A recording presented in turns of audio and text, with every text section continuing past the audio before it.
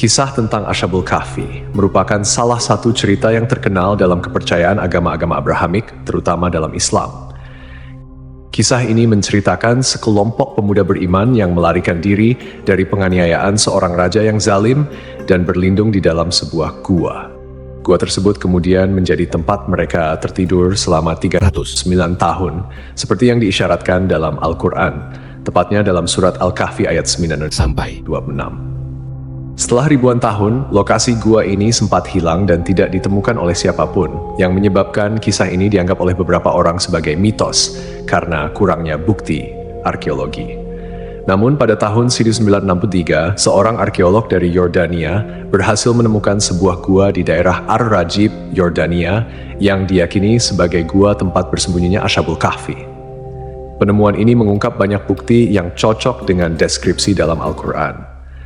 Di dalam gua tersebut ditemukan 8 kuburan kuno, yang diduga merupakan tempat peristirahatan para pemuda Ashabul Kahfi, serta sebuah kerangka rahang atas seekor anjing, yang sesuai dengan kisah dalam Al-Quran bahwa seekor anjing turut menjaga pintu gua.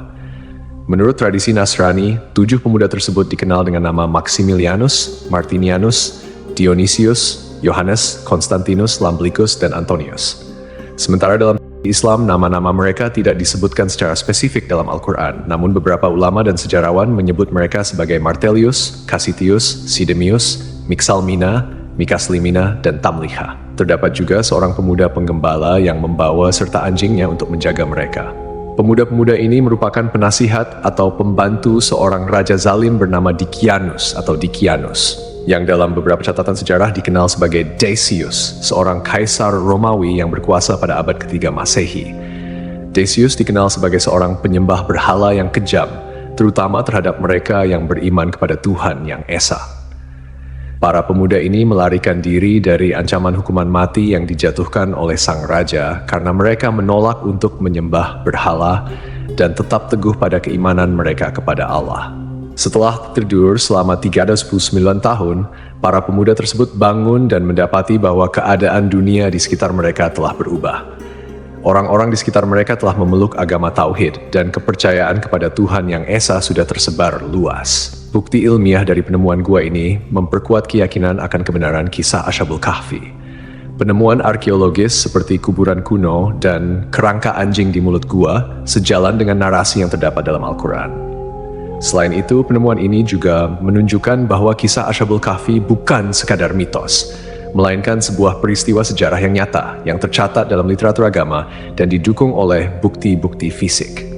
Dalam Al-Quran, Allah Subhanahu wa Ta'ala berfirman mengenai jumlah mereka dalam surat Al-Kahfi ayat 22. Nanti ada orang yang akan mengatakan jumlah mereka adalah 3 orang, yang keempat adalah anjingnya, dan yang lain mengatakan mereka itu 5 orang, yang keenam adalah anjingnya sebagai terkaan terhadap barang yang gaib.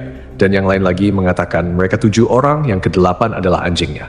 Katakanlah, Tuhanku lebih mengetahui jumlah mereka, tidak ada orang yang mengetahui bilangan mereka kecuali sedikit.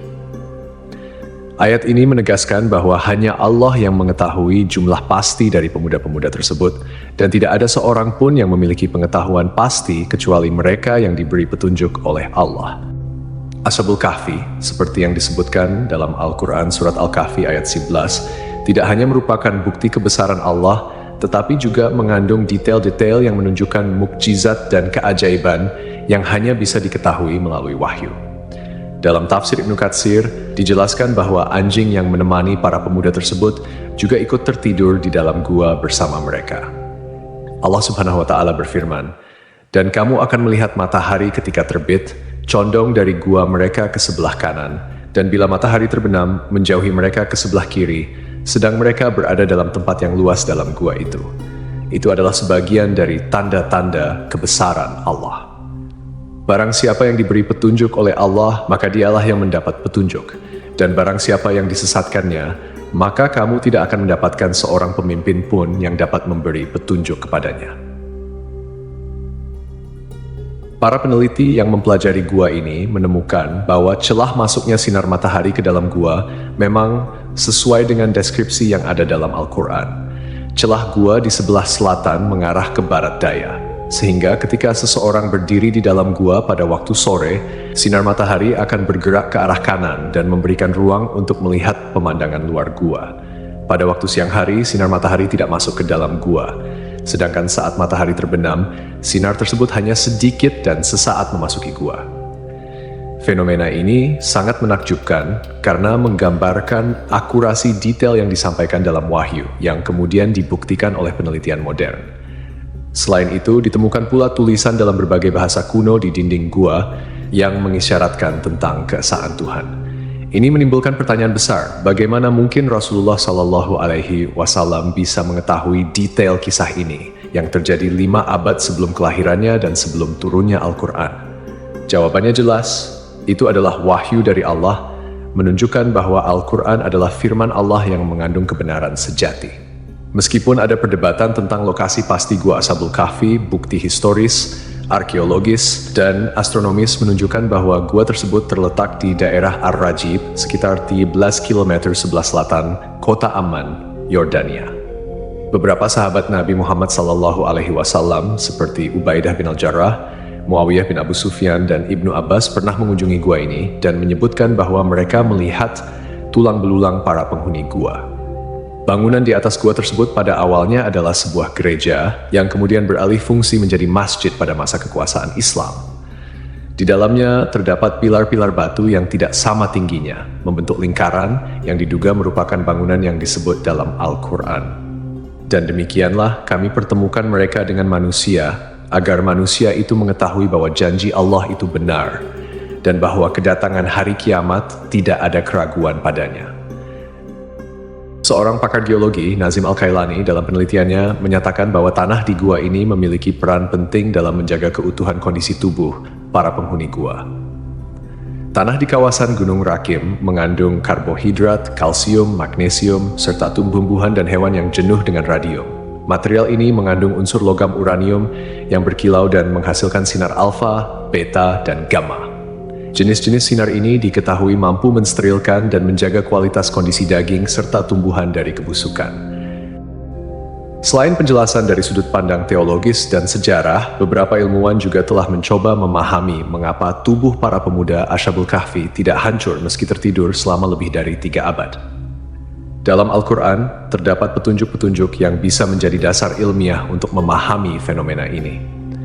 Allah Subhanahu wa Ta'ala berfirman dalam surat Al-Kahfi ayat 14, "Dan kamu mengira mereka itu bangun, padahal mereka tidur, dan kami bolak-balikkan mereka ke kanan dan kiri, sedang anjing mereka menjulurkan kedua lengannya di depan pintu gua." Surat Al-Kahfi. Dari ayat ini terdapat beberapa pelajaran yang bisa kita ambil, terutama terkait dengan bagaimana Allah menjaga tubuh para pemuda Ashabul Kahfi selama mereka tertidur.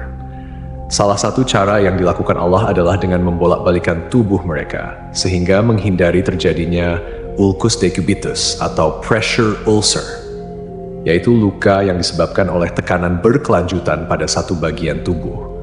Jika seseorang berbaring dalam satu posisi dalam waktu yang sangat lama, aliran darah ke bagian tersebut bisa terhambat, yang akhirnya menyebabkan kerusakan jaringan karena kekurangan oksigen dan nutrisi.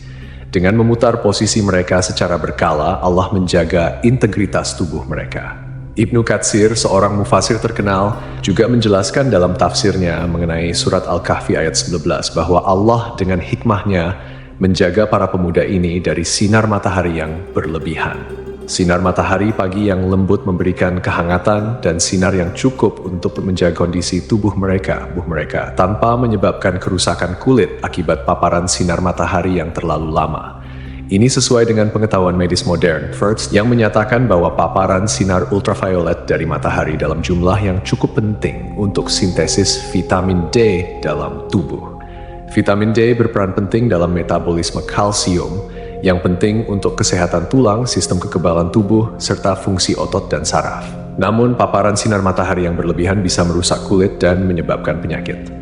Dalam ayat yang sama, Ibnu Katsir juga menambahkan bahwa posisi gua yang terbuka ke arah utara memungkinkan sirkulasi udara yang baik, sehingga gua tersebut tidak menjadi lembab atau pengap. Ini juga memberikan petunjuk bahwa gua tersebut memiliki sirkulasi udara yang cukup untuk menjaga kesegaran di dalamnya.